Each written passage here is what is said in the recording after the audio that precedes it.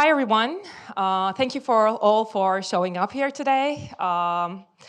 We've just had lunch, and I hope everybody is well refreshed and ready to deep dive into the wonders of LTV. And before we begin, we have a little gift for you. We have distilled all our knowledge of LTV and in a worksheet, and you can calculate the best predicted LTV you manually can from this worksheet. You're gonna need access. We're gonna provide you the accesses later on. Yeah. Because it's something for you to work on later, not today. We'll provide you the access. But I mean, so now that you have everything you need, you can leave the workshop now.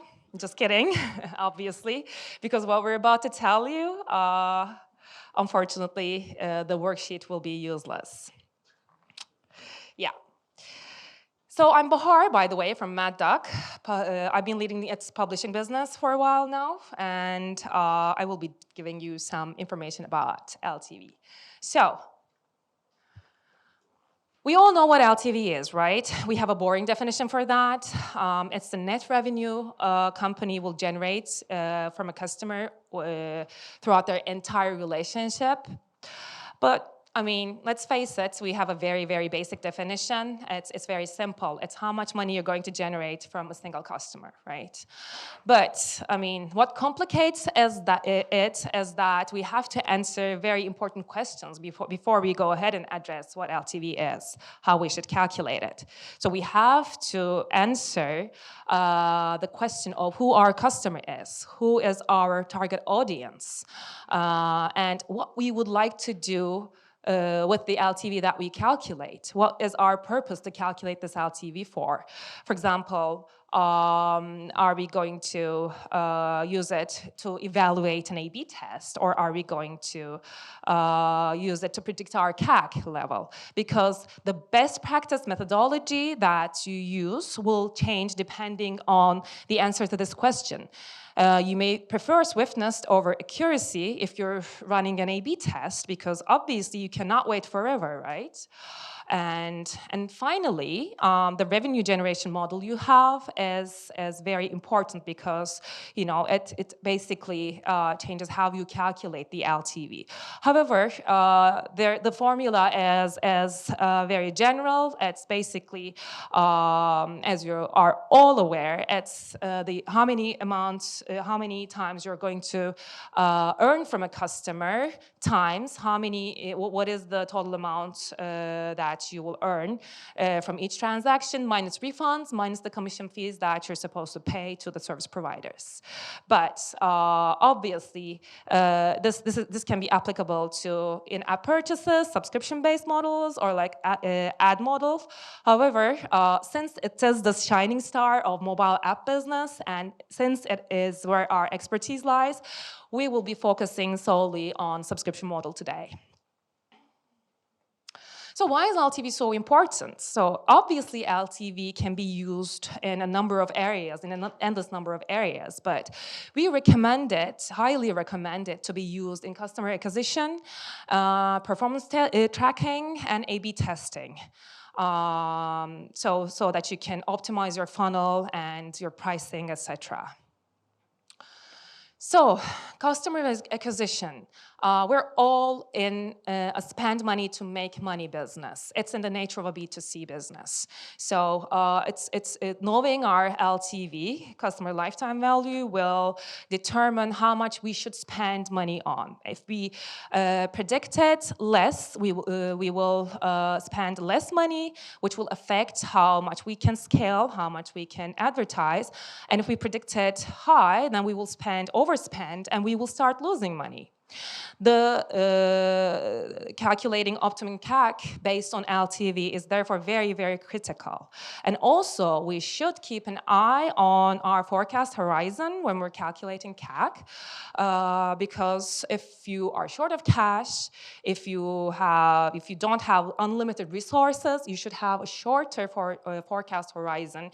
You need to keep that in mind to be able to calculate a precise LTV for your own needs, for the needs of your own company, right? So here are two examples for you. These are two apps of our own. These apps, one of them is an app that we work with in our publishing business, that one on the left-hand side, and the other one is an app of our own. The graph depicts the expected, estimated, predicted LTV and the realized LTV. You can clearly see that they are almost the same, by the way, because we do have a very, very good prediction model. So on the x-axis, you can see the number of weeks. And by the way, these two graphs are for weekly package. This one, the one on the left-hand side is for a weekly package, and the one on the right-hand side is for a yearly package. And the y-axis shows the LTV value. So as you can see, as the weeks, as time passes, your LTV increases. So what you should do in order to calculate a precise LTV is that you need to determine your forecast horizon first. So if you don't have enough money to source you until the end of the 100th week, obviously you shouldn't look at the 100th week, right?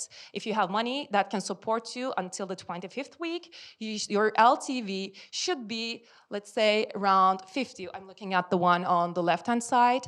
It should be around 50. So you should calculate your CAC based on that. Once you determine your horizon, you can see what your predicted LTV should be. And then you should choose your marketing objective. So if you're a well-established app with a huge subs base, obviously you want to make a little money, right? So you want to profit.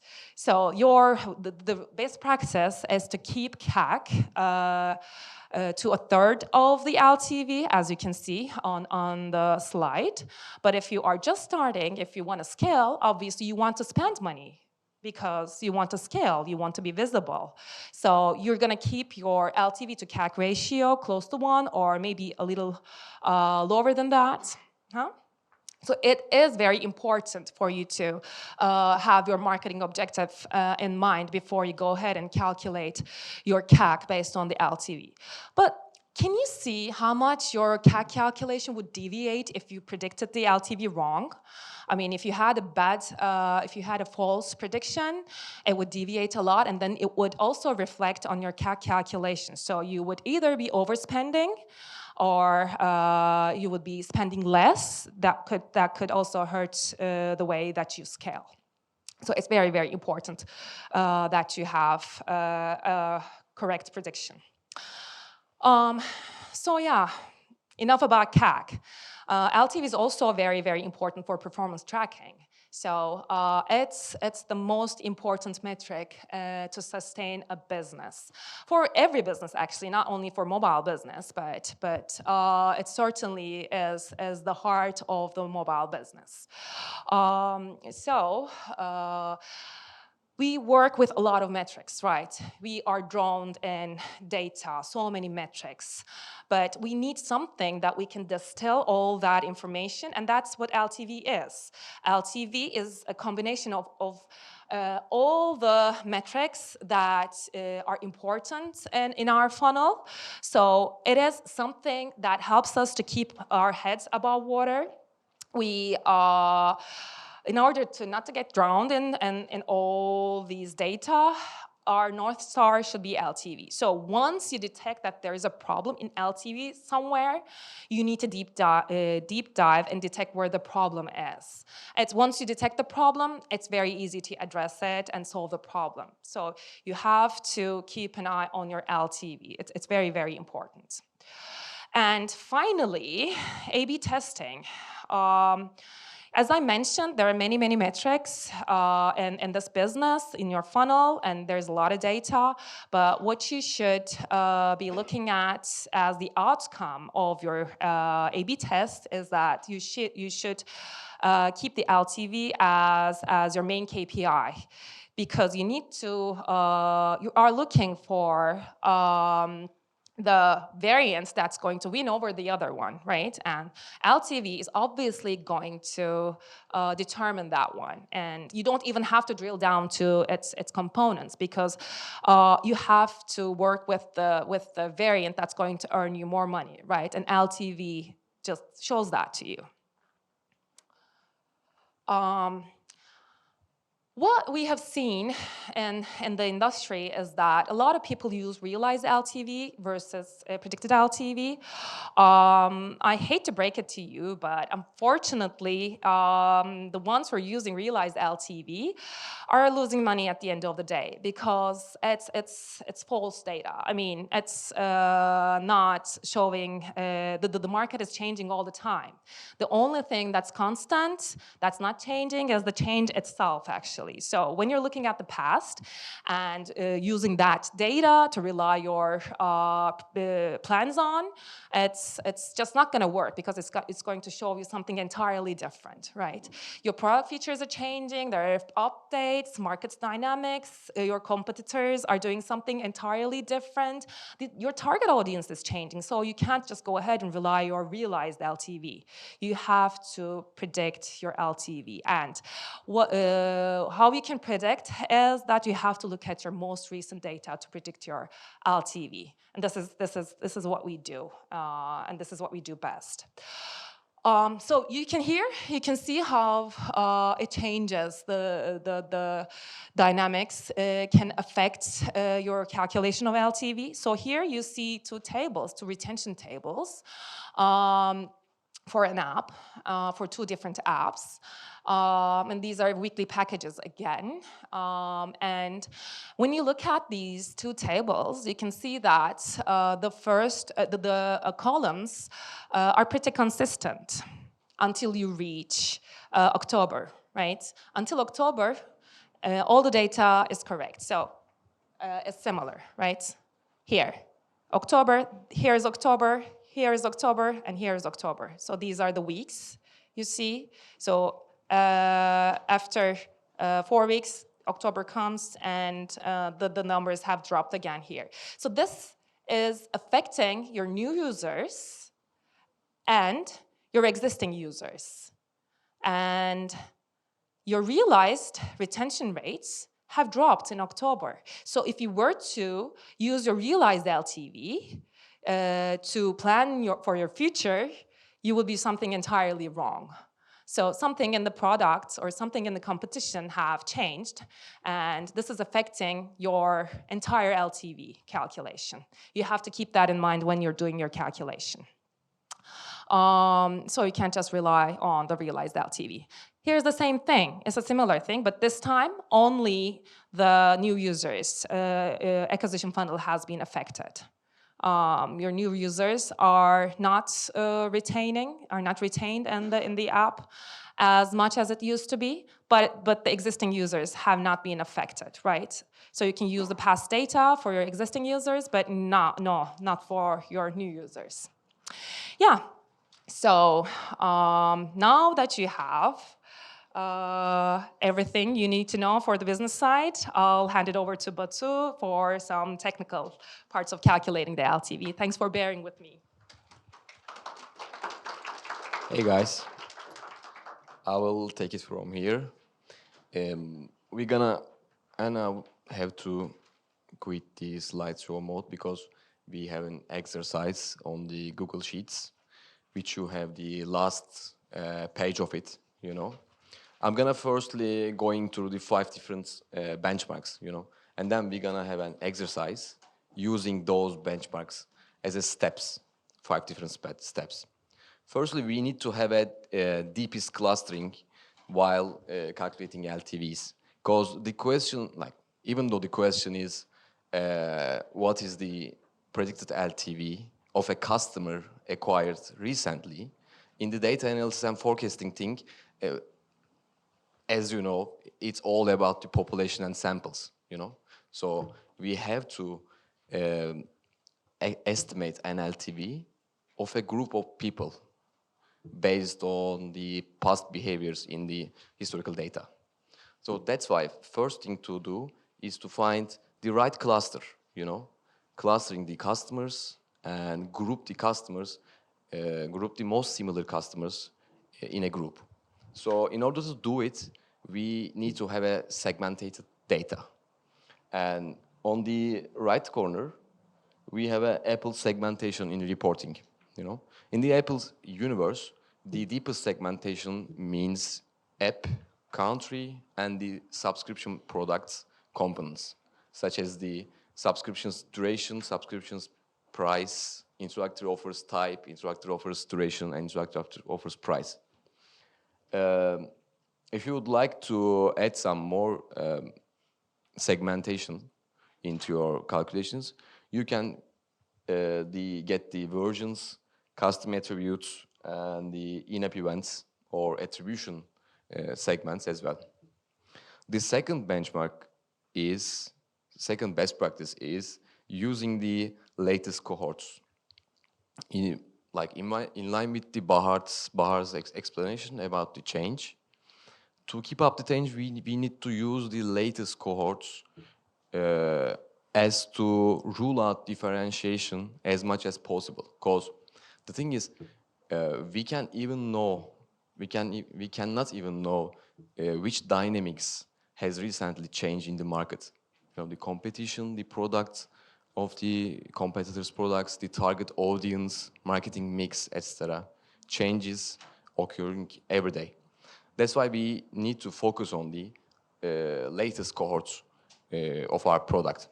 And the second thing is, in case we know, we need to exclude the irregularities that we think that those irregularities doesn't reflect the current performance of our app. The third best practice is the fastest calculation. It's really easy equation here, Like faster estimation will lead to quicker decision, And the quicker decision will eventually take us ahead of the competitors. I can give an example in A/B tests here. As you know, A/B tests are subject of limited resources, right? Like you can run A/B tests either on new subs in the acquisition part of funnel, or an A/B test on existing subs in the retention part of the funnel. So, either way, the A/B tests are limited subjects in terms of the volume of the new subscribers or the quantity of existing subscribers. For example, an quicker estimation of an LTV during A/B tests will shorten the A/B tests duration and maximize the amount of the A/B tests, and it will take us to more tests within the same resources. The other best practice, for sure, is to have a maximum accuracy during our estimations. The thing is, when you look at the retention rates, you will see the same shape pattern, regardless of the subscription periods. On the right side, right corner, there are some of our apps in different countries, in different durations. Some of them are weekly, the others are monthly. But regardless of the duration of the subscriptions, all the shapes are shape of the exponentially decreasing function. And this is, by the way, is an example of the decreasing exponential decay functions. The reason is really impressive, but also it's really simple. The retained users, the other words, who are less likely to churn than the other users more likely to churn, keep using the application, and create a stickiness in the further payment periods. And the heterogeneity of the customers and this behavior results in retention rates getting flat in upcoming periods in terms of the retention rates. Although the mobile application sector is pretty young, the service sector is as old as the human history, you know. So the churn and the retention are pretty widely studied by the scholars. I would recommend you to read, if you are further interested in the subject, this paper, Fade and Hardy, which is published in London Business Schools and Wharton Business Schools uh, cooperated paper. They conclude the paper like this, you know, the retention rates increasing over time is simply due to the heterogeneity. High churn customers drop out early in the observation period, etc. So while estimating the LTVs, we should have an outcome resemble this shape, you know, exponentially decreasing functions. So in order to have it, we can use two different simple methods to do it manually, you know. The using exponential decay rate and the last decrease rate. I won't dive into the formulas because we already prepare a Google Sheet for you, you know, to do it automatically. I'm gonna use it for you and we can just see how it goes. And the last thing is I want to talk about two different details. Generally, people are often ignored, but we shouldn't ignore it. Firstly, customer lifetime value should exclude refunds, service provider commissions, and the local taxes. You know, it's important because this money doesn't belong to us. And the second thing is, while excluding refund portions of the LTV, we need to use cohorted values because you cannot reach such value using Apple Store Connect or any other aggregate analytics provider. It's important. Because the thing is, in some cases, with high-priced packets, we see refunds up to 25%, you know. And as we know, the commissions and plus tax in Apple is approximately 30%. So, and a calculation without such, without such discounts is a calculation from another world, you know, like with a 50% of variation.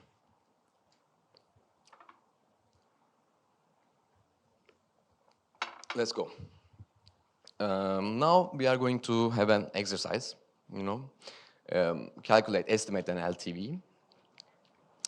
You have a sheet, which is the third page of this one. You will have an access to this Google Sheet to calculate the realized retention rates and then doing estimations. The thing is, we think that you don't have the laptops. That's why you cannot use the first two pages. I'm going to guide you through the first two pages, and then we will do the third one together, you know. Firstly, we need to have a cluster, our users, you know. We're gonna use it, we're gonna do it in the Apple universe. So we will have to do at the deepest level of the clustering. We want to calculate the LTV for one of our apps in United States.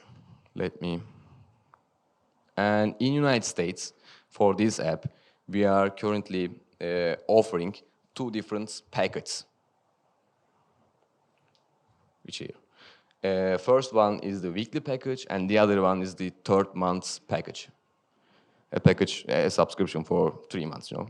I already paste the 3 months package here, so I will do it for the weekly package, and then skip to the next steps of the calculation.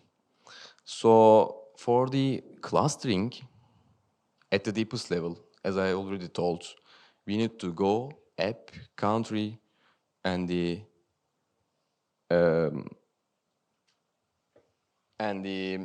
subscription level data, you know. We'll do it for the call recorder app of us.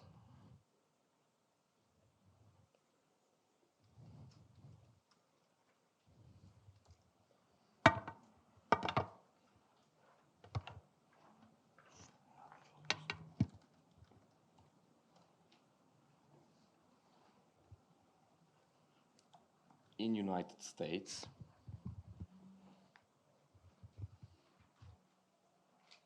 okay, the deepest clustering is here, you know. We just choose the, yeah, for sure. We need to, I just chose the required segmentations, you know, and see the retention rates here. Yeah. And our second, let me do it like that. Second best practice is using latest cohorts, you know. So I choose the latest cohorts here. I'm gonna choose the last 4 months of cohorts, you know. As a rule of thumb, if we looking for a weekly package, you can use the last 3 months here, you know, in order to keep up with the change. But if you use longer packets, you need to have more retention rate, right? Because, for example, if you use like 6 months, a subscription for 6 months, and if you choose the last 3 months, you will see only one retention rate. So here is your rule of thumb, you know. For the weekly package, you can choose the last 3 months, and for the longer packets, you can choose the latest cohorts as long as you have 3 or 4 retention rates. Okay? And if you have a yearly package, you can only go with the 1 or 2 retention rates because it's really hard to find such historical data. So as I have a weekly package here, I just chose the last 4 months, and I will delete the last month. It will left on 3 months. In the next step, you will see. Fastest calculation. As I told in the best practices, I'm using with the latest cohorts. I'm using with the latest figures, you know. So I'm trying to calculate it quickly, right? But the thing is, fastest calculation has some limits as well, you know. Let me introduce a concept to you guys. It's the eligibility for renewal or churn. The thing is, as we are talking about the subscriptions, a required time should be passed for a customer to decide on whether renew or churn from the subscription, right? And for example, in the illustration here, there is 2 guys subscribe the same subscription, the arrow and the dots. The arrow will renew or churn from the subscription at the beginning of the month, but the other guy is doing the same thing at the end of the month. So if you, for example, observing the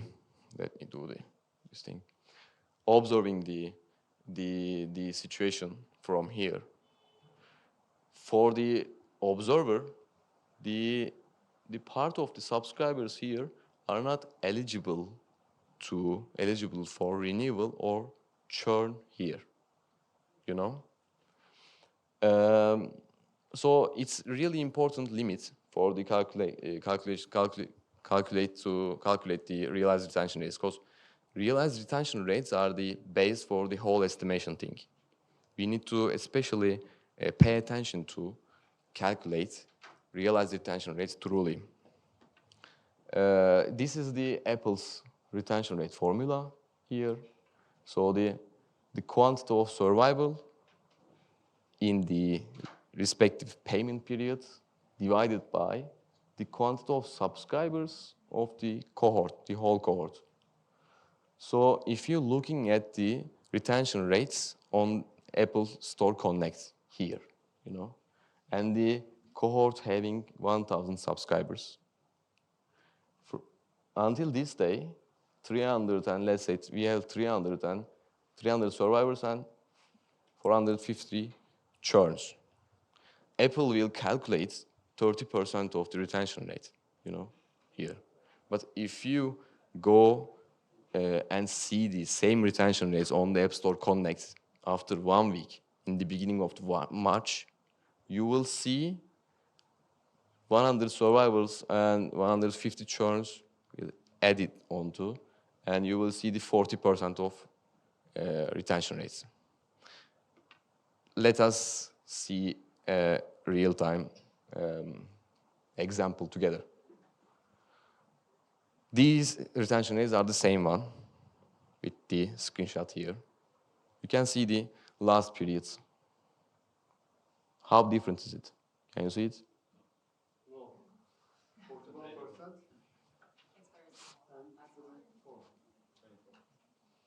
The last periods of the retention rates are pretty different from the former ones, you know. This is a problem with the eligibility issue. So when you use the retention rates on the App Store Connect, you need to exclude them, exclude the last retention rates. It's really important. If you use those values here, then like the entire calculation will be mislead, you know.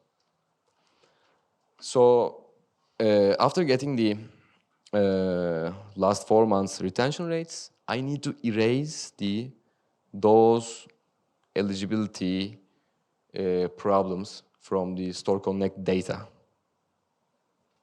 You know. So the last month is completely gone. Last 4 retention rates. I will get the rest of the data. And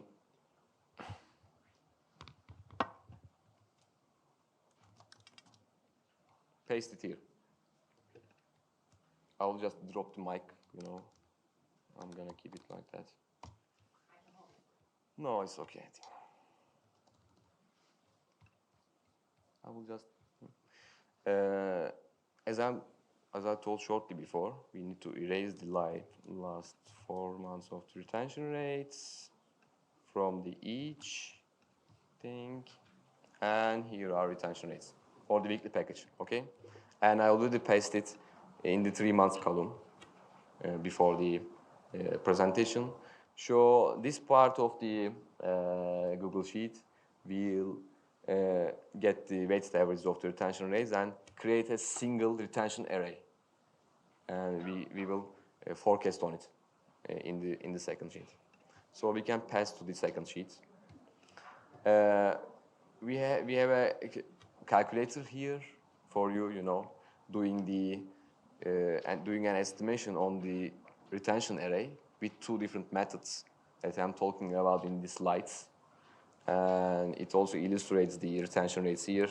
We managed to see the same exponential decay shape here, as you see, for the 3 months package and the weekly package over there.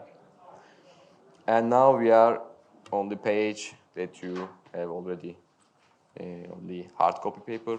We have already estimated LTs for a different forecast horizons, as Bahar explained in her part. Different periods, 15 periods, 12 periods LT, 36 periods LT, 52 periods LT. Whichever one you would use is about the marketing strategy of your app and the cash flow situation of you. As madduck, we want to maximize LTV in the long term, you know, and like we don't care about the payback periods so much. That's why I'm gonna use the 52 periods LT for my weekly package here, and 12 periods LT for my 3 months package. The prices are for the weekly packages $7.99, 3 months is $36.99. Apple commissions and the taxes, as we know, 30%. I'm gonna write it down. Okay, so in order to calculate the package subscription-based LTVs, we need to find out refund rates, you know. But for seeing the refund rates, we have a cohorted view analytics. So we're gonna go to the madduck insights horizon feature, because as I'm told, We cannot do such thing on the App Store Connect, you know, because refunds can take place after any time after a subscription started. So we need to look at it from a cohorted view. So we provide such service in the madduck Insights in the Horizon section. I will just select my app here, country here, and the cohorts origin dates. It's like last 90 dates. I will just write down a conversion window to see this cohort, you know. I will just looking at the conversions within the 45 days.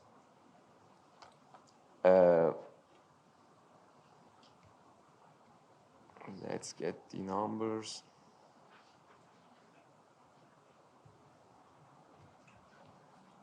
Yeah. One of our packages is call recorder weekly. The new subscribers number is here. Let me go and. So it's probably difficult for you guys to see, but the main idea was for you to actually see the numbers and then write them down on your worksheets. But since it's difficult for you to see, Batu is just pasting them on the worksheet. Yeah, maybe I can just zoom in. Yeah, it's better? Okay. So sorry. Okay. I will also take the refund numbers for the package here. Here, 106 refunds in 45 days, you know, for the required cohort, respective cohort. And the 3 months package here, the new subs number is 177. And the refund number is 10. Yeah. So we calculate the refund rate as the formula show us. Refunds divided by new subs, and this give us the package LTV, subscription-based LTV, which is the price times LT times discounted with the Apple commissions and the refund rates, you know. So it's pre-calculated here for you guys, but you have the worksheet and it already has the formula on it. So if you want to calculate it manually, you can just go ahead and do it, but it's already calculated here. So Or just join the insights product. exactly. yeah, exactly. And I mean, if you guys want to go ahead and join the product, the QR code is there. It's also on the worksheet that we provided you. That's the thing. If you also using the package based LTVs, and if you get the weighted averages of the package LTVs, you will you will reach to the country LTV, which you can use as a guidance for the CAC targeting. I'm gonna go back to my slides, guys. The thing is, it's a pretty tough and long process here. The thing is, we all solve it all for you in madduck Insights. You know, we have 4 different sections in our products. First is the LTV section to see customer lifetime values with confidence levels per country and per subscription. You can get the fastest LTV estimations in the market with the lower confidence levels and most accurate LTV estimations with the higher confidence levels. We have deepest clustering at the deepest level of the Apple segmentation, LTV calculations per app, country, and subscription. We are using latest cohorts. We are only using the last 3 months cohorts, and before that, we use the only historical trends to extrapolate those figures and calculate the predicted LTVs for you. We are using eligibility thing, as I explained to you shortly before. We have a a brand new calculation technique. We calculate daily cohorted values. In this way, we can just take into account the eligibility issue.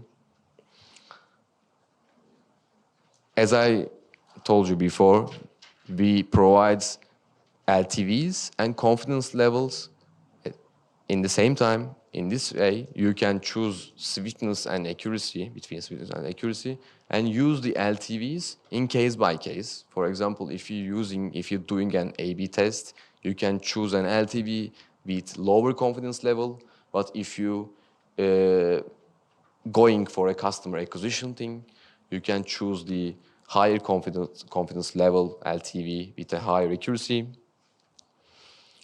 We using best-in-class probabilistic distribution model to fit the heterogeneity behavior. We have a 0.8% error in 24 months of the forecast horizon. We have also horizon section. We already used together to see your analytics in a cohorted view. We have analytics section to track LTV and CAC togetherly. And also we have insights section to see rooms for optimization, which we detect for you. Thank you so much, guys.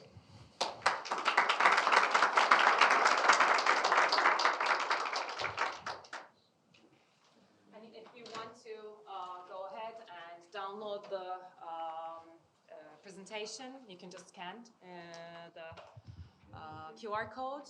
And if you want to give the product a try, you can also just go ahead and sign up on our website. It's very simple.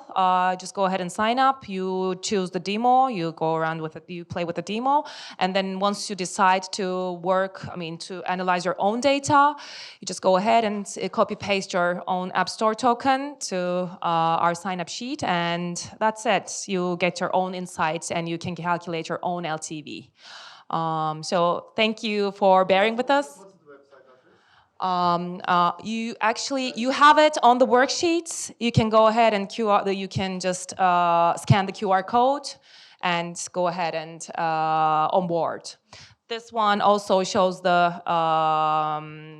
can download the presentation from this QR code, and then you can access the website. But it's just madduck.com. It's very simple. Thank you for bearing with us, and we hope that you enjoyed the session and learned from us.